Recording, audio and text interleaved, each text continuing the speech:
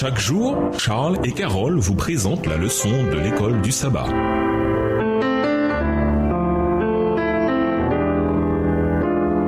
Bienvenue à votre émission Dieu nous parle. Nous voilà la leçon de jeudi, les églises de Philippe et de Colosse. Lisons Philippiens 1, les versets 1 à 3 et Colossiens 1, les versets 1 et 2. Comment les églises de Philippe et de Colosse sont-elles décrites et que signifie cette description? Philippiens 1, les versets 1 à 3. Paul et Timothée, serviteurs de Jésus-Christ, à tous les saints en Jésus-Christ qui sont à Philippe, aux évêques et aux diacres. Que la grâce et la paix vous soient données de la part de Dieu, votre Père, et du Seigneur Jésus-Christ. Je rends grâce à mon Dieu de tout le souvenir que je garde de vous. Colossiens 1, versets 1 et 2. Paul, apôtre de Jésus-Christ par la volonté de Dieu, et le frère Timothée, aux saints et fidèles frères en Christ qui sont à Colosse, que la grâce et la paix vous soient données de la part de Dieu, notre Père. La salutation caractéristique de Paul dans ses épîtres s'adresse aux chrétiens en les qualifiant de saints. C'est-à-dire qu'à travers le baptême, ils ont été mis à part comme peuple de Dieu particulier, tout comme le peuple d'Israël était à travers la pratique de la circoncision, Exode 19, les versets 5 et 6, à comparer avec 1 Pierre 2, les versets 9 et 10, mis à part comme nation sainte. Cela n'a rien à voir avec la pratique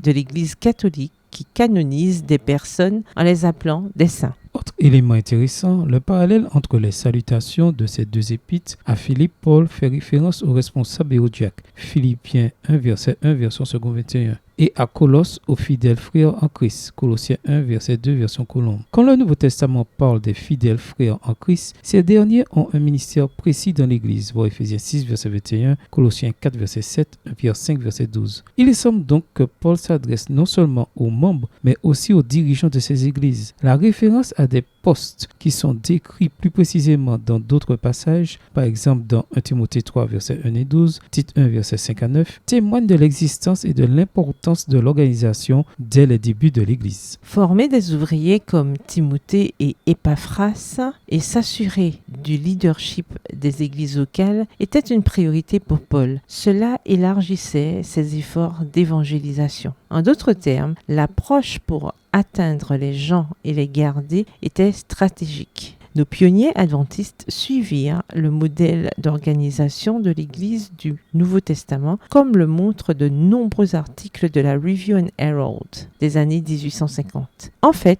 James White a écrit « L'ordre divin dans le Nouveau Testament est suffisant pour organiser l'Église de Christ. Si l'on avait besoin de plus, l'inspiration nous l'aurait donné. » Extrait de Gospel Order, Ordre de l'Évangile, paru dans The Advent Review and Sabbath School Herald du 6 décembre 1853 à la page 173. Bien avant que Paul n'écrive à ses églises, les apôtres avaient déjà commencé à établir des relations pour l'église à Jérusalem. Voir Acte 6, versets 1 à 6 et Acte 11, verset 30, ce qui devait servir de modèle à celles organisées partout où les héros de la vérité gagneraient des âmes à l'évangile. Extrait du livre Conquérant Pacifique, au chapitre 9 à la page 70, livre écrit par Ellen G. White. Il est bien connu que Paul a parfois employé des assistants littéraires dans la composition de ses épîtres. Timothée est également cité comme co-expéditeur dans d'autres passages, voir 2 Corinthiens 1, verset 1,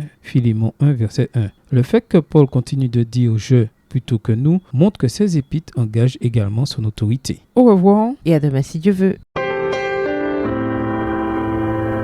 Dieu nous parle.